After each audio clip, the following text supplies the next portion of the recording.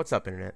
So, during Tokyo Game Show's Tekken 7 panel at the Mad Catz booth, Katsuhiro Harada has announced or revealed a new female character in Tekken 7. Now, there are some exciting things about this character, and there are some things that I'm a little bit disappointed in. First, let's start at the details that were given. Other than this concept art that was shown, there was no gameplay or anything else shown about this character, or about Tekken 7 in general. But they did give a few details about the character and how she might play. First of all, the character's name is Catalina, and she is apparently from Latin America. Another thing that they did mention about her aesthetic or character design is that she's going to be a sassy, loud-mouthed character, and she's actually going to be vocal during the game. Now, I mentioned in the past that I think that would be a pretty cool idea if they had the characters speak more, and I don't know if this is going to be something that all the characters do or just this character does, but they did mention that she will be vocal in-game, so that's kind of interesting. But further than that, her actual fighting style is a style called Savate, and apparently that is French kickboxing or French Muay Thai. And I looked it up myself, and I had never heard of it, but apparently Savateurs, which is what they call them, they have a very wide stance, and they move from left to right a lot more than standard Muay Thai fighters do. So it almost looked a little bit to me like a combination of maybe Capoeira's standard stance and Muay Thai in terms of the kicking and punching style. But the broad stance was really what made it kind of interesting to me. So to me, when I'm looking at that fighting style, it's hard to envision this character design doing that. To me, this character design looks similar to maybe like Sea Viper, or, you know, the high heels don't really look like I don't know. It's hard to say. It's very difficult to speculate based on the information given. But further than the fighting style of Savate, the more interesting information that they revealed about her playstyle is that she is going to be one of the easy characters that they talked about earlier in their interviews. They did say that they were going to design a few characters that are going to be relatively easy to use and easy for brand new players to pick up. And today they said that this is going to be one of those characters.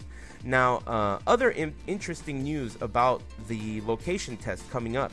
Not only is Tekken 7 going to be playable in Japan by great players, and we're all going to be able to see this footage, but there is going to be another brand new, never before seen Tekken character playable at this location test. So at this point, we know that there are going to be at least 2 totally brand new characters playable at the location test, as well as whatever characters are also returning. So this is going to be a really, really big event. There's going to be an avalanche of information about this. As far as the aesthetic design of this character, I personally feel like it's a bit uninspired, but who cares, really? I don't really care. At this point, I just want to see the gameplay, and you never know. Her in action, she might look a lot cooler than she does just in this concept art. One last thing I did want to talk about, which is kind of bittersweet bad news for people who might be console players. They did really seem to emphasize that they're trying to work very hard on the arcade version of the game, that they're trying to make the netcode of the online connectivity from arcade to arcade very, very robust, and it just really seemed to me like they were going to try very hard to make a push for the Tekken 7 arcade game. Now, that is a good thing if you have arcades in your region. However, if you're someone who lives in North America or Europe, this might be a really bad thing for you, because if they're really going to push an arcade release, that means that the console release might be delayed because of that. Another thing they did mention, which is also kind of pointing towards what I just mentioned about a long, grueling arcade release, is that they said, much like during the Tekken Tag 2 arcade period, they're going to try to get cabinets in the hands of players from North America and Europe. So that tells me that, you know, it's going to be something similar to where Tekken Tag 2 was brought to EVO or brought to Comic-Con or different events like that. And again, that points to kind of a difficult, long arcade period for console users. Now, I hope I'm wrong about that. At this point, I am also a console player. There aren't very many arcades that I can go to, nor do I really want to spend, that kind of money at an arcade.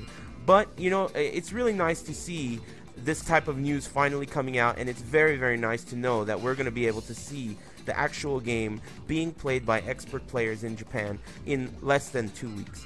So overall, I'm very, very excited. If you're looking forward to news on any kind of Tekken related stuff, you know to keep your eyes on avoidingthepuddle.com. Flying Wonky is on point. As soon as they even announced this character, the article was up.